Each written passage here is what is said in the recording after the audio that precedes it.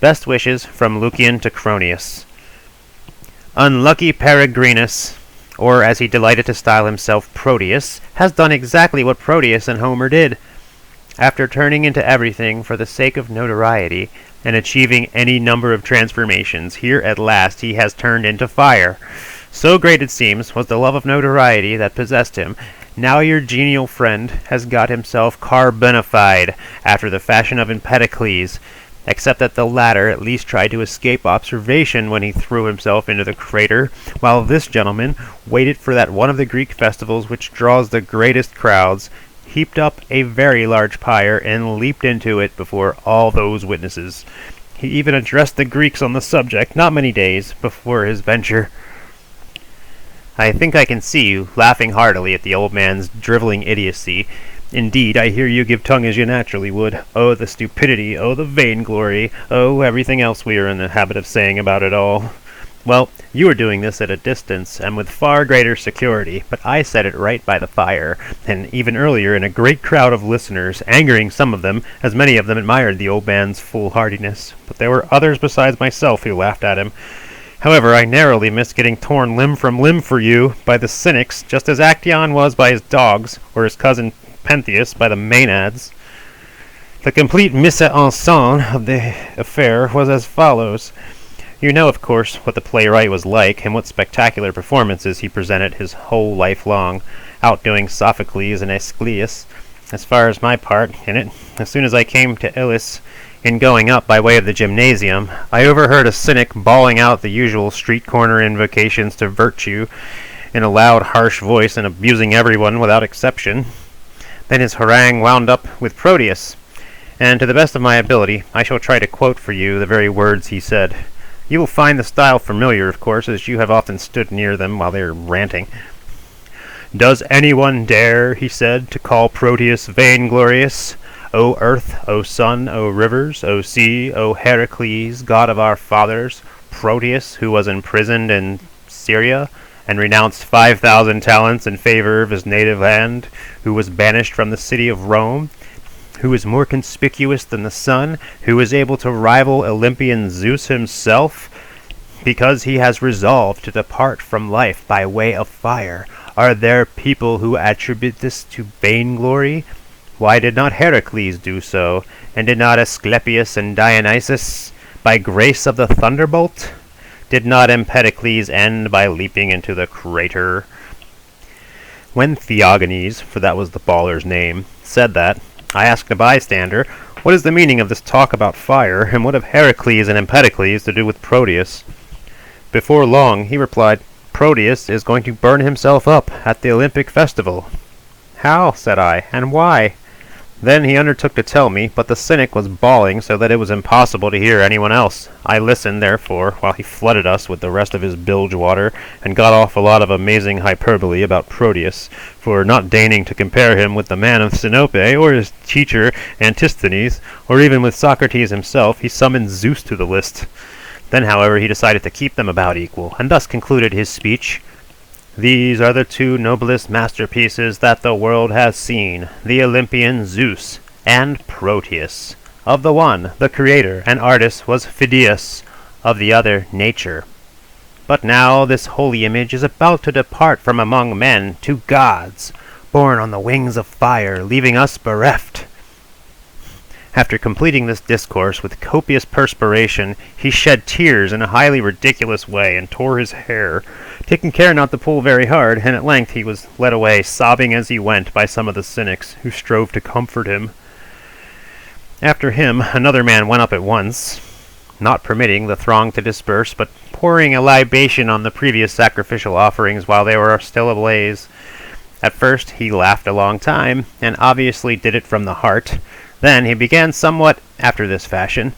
Since that accursed Theognis terminated his pestilential remarks with the tears of Heraclitus, I, on the contrary, shall begin with the laughter of Democritus. And again he went on laughing a long time, so that he drew most of us into doing likewise. Then, changing countenance, he said, Pray, what else, gentlemen, are we to do when we hear utterances so ridiculous, and see old men all but standing on their heads in public for the sake of a little despicable notoriety? That you may know what manner of thing is this holy image which is about to be burned up, give me your ears, for I have observed his character, and kept an eye on his career from the beginning, and have ascertained various particulars from his fellow citizens, and people who cannot have helped knowing him thoroughly. This creation and masterpiece of nature, this Polycletan canon, as soon as he came of age, was taken in adultery in Armenia, and got a sound thrashing, but finally jumped down from the roof, made his escape, with a radish stopping his vent.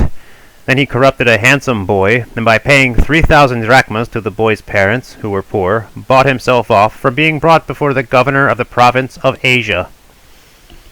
All this, and the like of it, I propose to pass over, for he was still unshapen clay, and our holy image had not yet been consummated for us. What he did to his father, however, is very well worth hearing, for all you know it, you have heard how he strangled the aged man, unable to tolerate his living beyond 60 years. Then, when the affair had been noised abroad, he condemned himself to exile and roamed about, going from one country after another. It was then that he learned the wondrous lore of the Christians, by associating with their priests and scribes in Palestine, and how else could it be? In a trice he made them all look like children, for he was a prophet, a cult leader, head of the synagogue, and everything and all by himself. He interpreted and explained some of their books, and even composed many. Then they revered him as a god, and made use of him as a lawgiver, and set him down as a protector. Next after that other, to be sure, whom they still worship, the man who was crucified in Palestine before he introduced this new cult into the world. Then at length Proteus was apprehended for this and thrown into prison, which itself gave him no little reputation as an asset for his future career in the charlatanism and notoriety-seeking that he was enamored of. Well, when he had been imprisoned, the Christians, regarding the incident as a calamity, seen waiting near the prison, while their officials even slept inside with him after bribing the guards. Then elaborate meals were brought in, and sacred books of theirs were read aloud, and excellent Peregrinus, for he still went by that name, was called to them the new Socrates.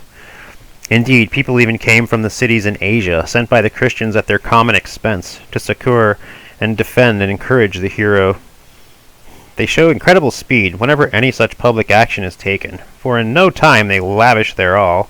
So it was, then, in the case of Peregrinus, much money came to him from them by reason of his imprisonment, and he procured not a little revenue from it.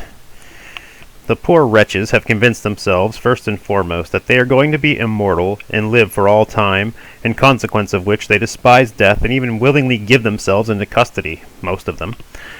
Furthermore, their first lawgiver persuaded them that they are all brothers of one another, after they have transgressed once for all by denying the Greek gods and by worshipping that crucified sophist himself and living under his laws.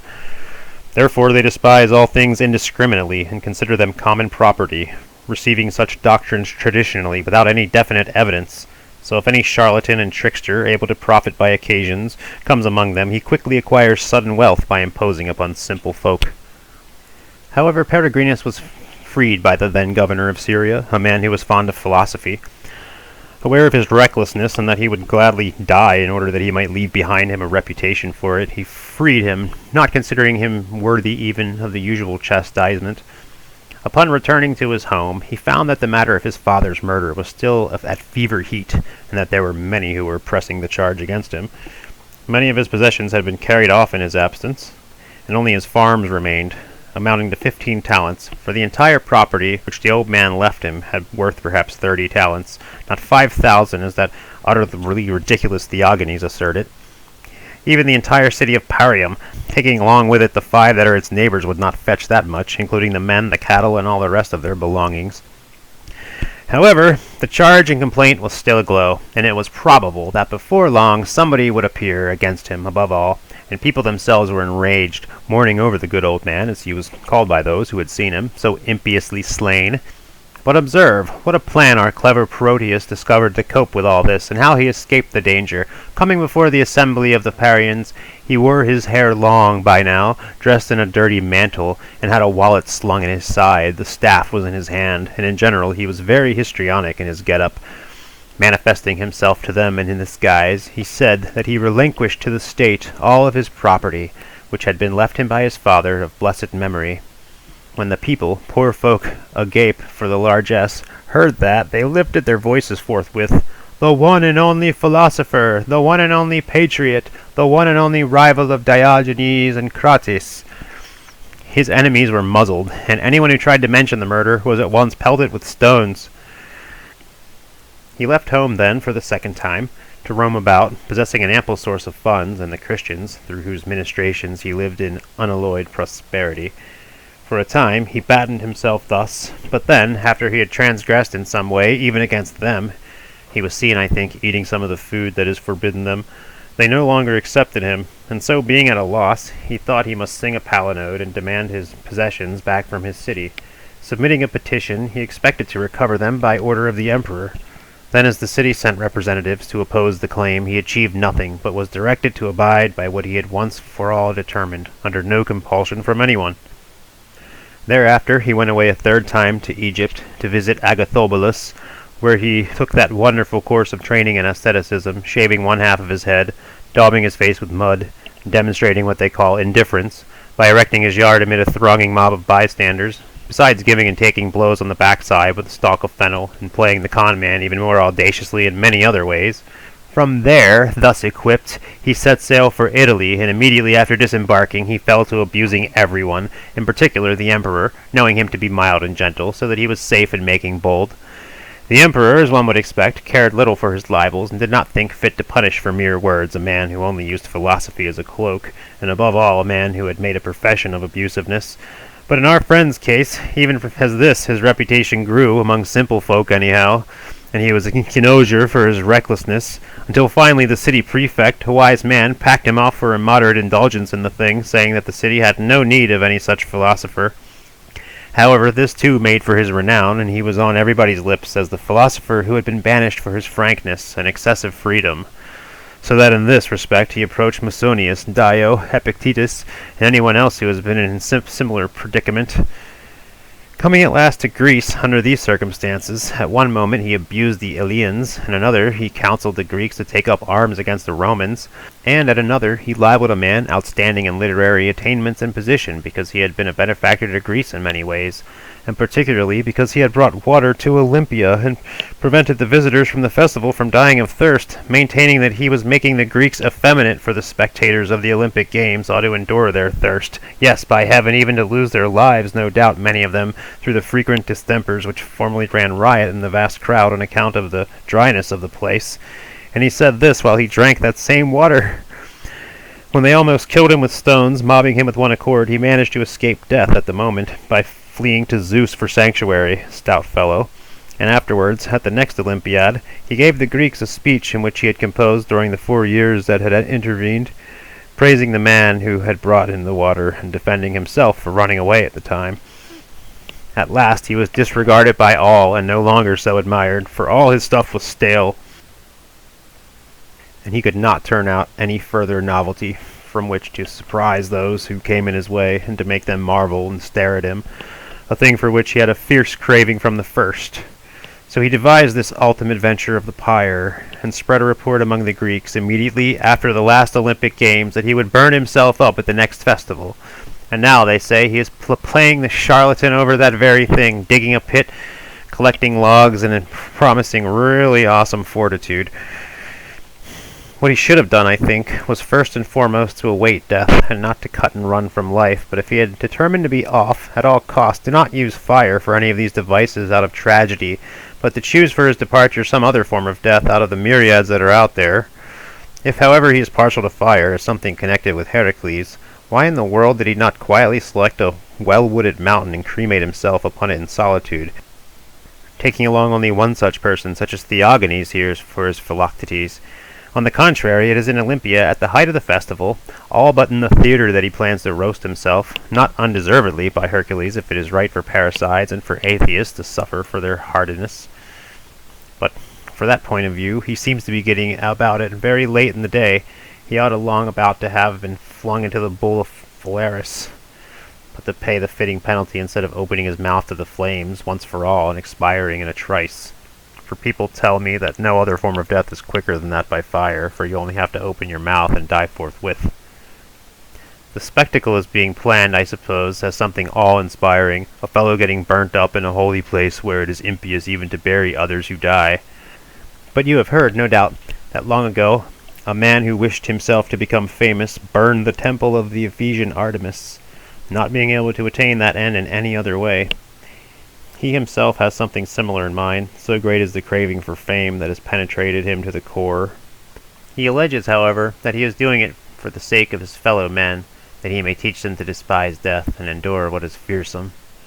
For my part, I should like to ask not him but you, whether you would wish malefactors to become his disciples in this fortitude of his, and to despise death and burning and similar terrors. No, you would not, I am very sure. How then is Proteus to draw distinctions in this matter, and to benefit the good without making the bad more adventurous and daring? Nevertheless, suppose it's possible that only those will present themselves at this affair who will see to it that their advantage. Once more I shall question you. Would you desire your children to become imitators of such a man? You will not say so. But why did I ask that question, when even of his disciples themselves not one would imitate him? In fact, the thing for which one might blame Theognis most of all is that although he copies the man in everything else, he does not follow his teacher and take the road with him. Now that he is off, as he says, to join Heracles, why, he has the opportunity to obtain absolute felicity instanter by plunging headlong into the fire with him. Emulation is not a matter of wallet, staff, and mantle. All this is safe and easy and within anyone's power. One should emulate the consummation and culmination, build a pyre of fig woods, log as green as can be, and stifle oneself in the smoke of them. Fire itself belongs not only to Hercules and Asclepius, but to doers of sacrilege, murder, who can be seen enduring it by judicial sentence. Therefore it is better to employ smoke, which would be peculiar, and belong only to you and your like. Besides, if Heracles really did venture any such act, he did it because he was ailing, because the blood of the centaur, as the tragedy tells us, was preying upon him. But for what reason does this man throw himself bodily into the fire? Oh yes, to demonstrate his fortitude, like the Brahmins, for Theognis thought fit to compare him with them. Just as if there could be no fools and notoriety seekers even among the Indians. Well then, let him at least imitate them. They do not leap into the fire. So Onesicritus says, Alexander's navigator who saw Calanus burning. But when they have built their pyre, they stand close beside it motionless and endure being toasted. Then, mounting upon it, they cremate themselves decorously, without the slightest alteration of the position in which they are lying. In this man's case, what great thing will it be if he tumbles in and dies in a sudden grip of the fire? It is not beyond expectation that he will jump out half consumed, unless, as they say, he is going to see to it that the pyre is deep down in a pit. There are people who say that he has even changed his mind and is telling certain dreams to the effect that Zeus does not permit pollution of a holy place, but let them be assured on that score. I would take my oath to it that not one of the gods would be angry if Peregrinus should die a rogue's death. Moreover, it is not easy for him to withdraw now, for his Cynic associates are urging him on and pushing him into the fire and inflaming his resolution. They would not dare to let him shirk it, for if he should pull a couple of them into the fire along with him when he jumps in, that would be the only nice thing about his performance. I have heard that he no longer deigns to be called Proteus, but has changed his name to Phoenix, because the phoenix, the Indian bird, is said to mount a pyre when it is very far advanced in age. Indeed, he even manufactures myths and repeats certain oracles, ancient, of course, to the purport that he has to become a guardian spirit of the night. It is plain, too, that he already covets altars and expects to be imaged in gold. By Zeus, it would be nothing unnatural if, among all adults that there are, that some should be found to assert that they were relieved of quartans fevers by him, that in the night they had encountered the guardian spirit of the night. Then, too, these accursed disciples of his will make an oracular shrine, I suppose, with the Holy of Holies at the site of the pyre, because the famous Proteus, son of Zeus, the progenitor of his name, was given to soothsaying. I pledge my word, too, that the priest of this will be appointed, and whips and branding irons of such flummy diddle, and even that a nocturnal mystery will be got up in his honor, including a torch festival at the site of the pyre. Theognis, as I have been told by one of my friends, recently said that the Sibyl had made a prediction about all this. In fact, he quoted the verses from memory. By when the time shall come that Proteus, noblest of Cynics, kindleth fire in the precinct of Zeus, our Lord of Thunder, leapeth into the flame, and cometh to lofty Olympus. Then do I bid all alike, who eat the fruit of the ploughland, honor to pay unto him that walketh abroad in the night time, greatest of spirits, throned with Heracles and Hephaestus. That is what Theognis alleges he heard from the Sibyl. But I will quote him one of the oracles Bacchus dealing in these matters. Bacchus expressed himself as follows in a very excellent moral. Nay, when the time comes, shall that a cynic, with names that are many, leaps into a roaring flame, soul stirred by a passion for glory, then it is meet that the others, the jackals that follow his footsteps, mimic the latter end of the wolf that has taken departure. But if a dastard among them shall shun the might of Hephaestus, let him be pelted with stones forthwith by all the Achaeans, learning the frigid fool to abjure all fiery speeches, he that is laden his wallet with gold by the taking of Usance. Thrice 5 talents he owns in the lovely city of Patras. What do you think, gentlemen, that Bacchus is a worse soothsayer than Sibyl? It is high time, then, that these wondrous followers of Proteus to look about for a place in which to aerify themselves, for that is the name which they give to cremation. When he had said all these words, the bystanders shouted, Let them be burned right now! They deserve the flames! And the man got down again, laughing. But Nestor failed not to mark the din. I mean Theognis, when he heard the shouting, he came at once, took the platform, and fell to ranting and telling countless malicious tales about the man who had just got down. I do not know what that excellent gentleman's name was. For my part, I left him splitting his lungs and went off to see the athletes, and then the Hellenici were said to already be in the plethorium. Well, there you have what happened at Elis, and when we reached Olympia, the rear chamber was full of people criticizing Proteus or praising his purpose, so that the most of us even came to blows. Finally, Proteus himself appeared, escorted by a countless multitude, after the contest of the heralds, and had somewhat to say about himself, telling of the life that he had led, and the risks that he had run, and all the troubles that he had endured for philosophy's sake. His speech was protracted, though I heard but little on account of the number of bystanders. Afterwards, fearing to be crushed in such a throng, because I'd saw this happening to many, I went away, bidding a long farewell to the sophist enamored of death who was pronouncing his own funeral oration before his demise. This much, however, I overheard. He said that he wanted to put a tip of gold on a golden bow, for one who had lived as Heracles should die like Heracles, and be commingled with the ether.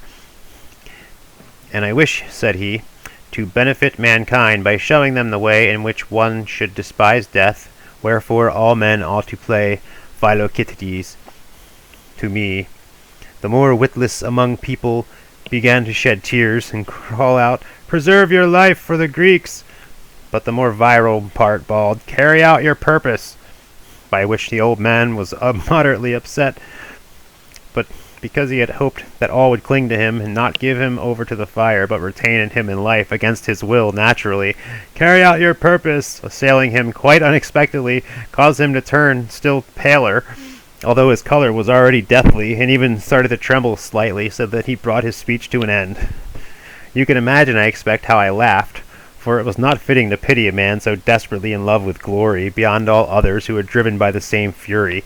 However, he was being escorted by the crowds and getting his fill of the glory, as I gazed at the number of his admirers, not knowing, poor wretch, that men on their way to the cross or in the grip of an executioner had many more at their heels.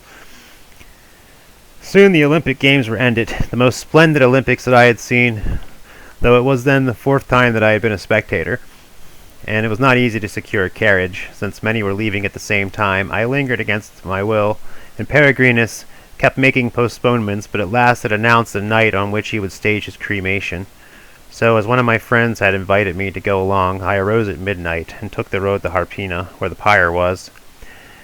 This was quite 20 furlongs from Olympia, as one goes past the hippodrome towards the east. As soon as we arrived, we found a pyre built in a pit about 6 feet deep. It was composed mostly of torchwood, and the interstices filled with brush, that it might take fire quickly. When the moon was rising, for she too had to witness this glorious deed, he came forward dressed in his usual fashion, and then with him the leaders of the Cynics, in particular the gentleman from Patras with a torch. No bad understudy. Proteus too was bearing a torch. Men appearing from this side and that, kindled the fire in a very great flame, since it came from torchwood and brush. Peregrinus, and give me your close attention now, laying aside the wallet, the cloak, and the notable Heracles club, stood there in a shirt that was downright filthy. Then he requested incense to throw into the fire. When someone had proffered it, he threw it on, and gazing towards the south, even the south too had to do with the show, he said, "Spirits of my mother and my father, receive me with favor."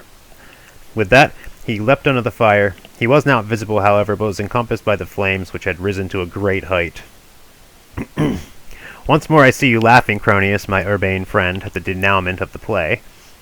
For my own part, when he called upon the guardian spirits of his mother, I did not criticize him very strongly, but when he evoked those of his father as well, I recalled the tales that had been told about his murder, and I could not control my laughter.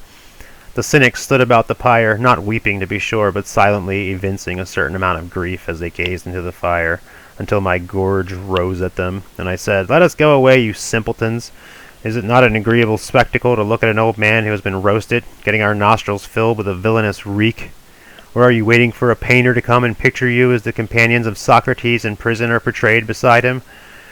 They were indignant and reviled me, and several even took to their sticks. Then when I threatened to gather up a few of them and throw them into the fire so that they might follow their master, they checked themselves and kept the peace. As I returned, I was thinking busily, my friend, reflecting what a strange thing love of glory is, and how passion alone is unescapable, even by those who are considered wholly admirable, let alone that man who, in other respects, had led a life that was insane and reckless, and not undeserving of the fire.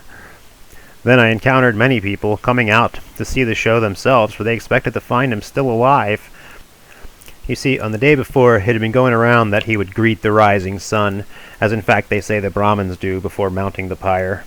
Well, I turned back most of them, saying that the deed had been done already, those to whom it was not in itself highly desirable to see the actual spot, anyhow, and gathered up some relic of the fire.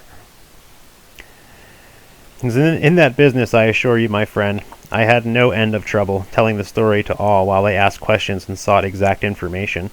Whenever I noticed a man of taste, I would tell him the facts without embellishment, as I have to you, but for the benefit of the dullards agog to listen, I would thicken the plot on a bit of my own account, saying that when the pyre was kindled and Proteus flung himself bodily in, a great earthquake first took place, accompanied by a bellowing of the ground, and then a vulture, flying up out of the midst of the flames, went off to heaven, saying in human speech with a loud voice, "I am through with the earth, to Olympus I fare." They were wonder-struck and blessed themselves with a shudder, and asked me whether the vulture sped eastward or westward. I made whatever reply occurred to me. On my return to the festival, I came upon a gray-haired man whose face, I assure you, inspired confidence in addition to his beard, and his general air of consequence, telling me all about Proteus, and how since his cremation he had beheld him in a white raiment a little while ago, and had just now left him walking cheerfully on the portico of the Seven Voices, wearing a garland of wild olive. Then, on top of it all, he put the vulture, swearing that he had himself seen it flying up out of the pyre, when I myself had just previously let it fly to ridicule fools and dullards. Imagine what is likely to happen in his honor hereafter. How many bees will not settle in the place, and that cicadas will not sing upon it, and what crows will not fly upon it, as they did upon the tomb of Hesiod, and so forth. As to statues, I know that many will be set up right soon by the Eleans themselves, and also by other Greeks to whom he had sent letters. The story is that he dispatched missives to almost all the famous cities, testamentary dispositions, so to speak, and exhortations and prescriptions, and he appointed a number of ambassadors for this purpose from among his comrades, styling them messengers from the dead and underworld couriers. So ended that poor wretch Proteus, a man who, to put it briefly, never fixed his gaze on the verities, but always did and said everything with a view to glory and the praise of the multitude, even to the extent of leaping into the fire, when he was sure not to enjoy the praise, because he could not hear it. I shall add one more thing to my story before I stop, in order that you may be able to have a good laugh. For of course you have known long that the other tale of mine, as you have heard it from me at once, when on my return from Syria I recounted how I sailed from the Troad in his company, and about his self-indulgence on the voyage, and the handsome boy whom he had persuaded to turn Cynic, that he too might have an Alcibiades, and how, when we two were disturbed during the night, in mid-Aegean by the tempest that ascended and raised in the enormous sea, this wondrous person who was thought to be superior to death fell to wailing among the women. Well, a short time before his end, about 9 days it may be, having eaten more than enough, I suppose, he was sick during the night, and was taken with a very violent fever. This was told to me by Alexander the physician, who had been called to see him. He said that he had been found rolling on the ground, unable to stand the burning, pleading very passionately for a drink of cold water, but that he would not give it to him. Moreover, he said that death, if he absolutely wanted him, had come to his door spontaneously, so that it would be well to go along, without asking any favor from the fire. Proteus replied, "But that would not be so notable, being common to all men." That is Alexander's story, and I myself, not many days previously, saw him smeared with ointment in order that the sharp salve might relieve his vision, making him shed tears. Do you get that idea? Aeacus, reluctant to receive people with weak eyes. It is as if a man about to go up to the cross should nurse the bruise on his finger. What do you think Democritus would have done if he had seen this? And yet where could he have got that much laughter? Well, my friend, you may have your laugh also, especially when you hear the rest of them admiring him.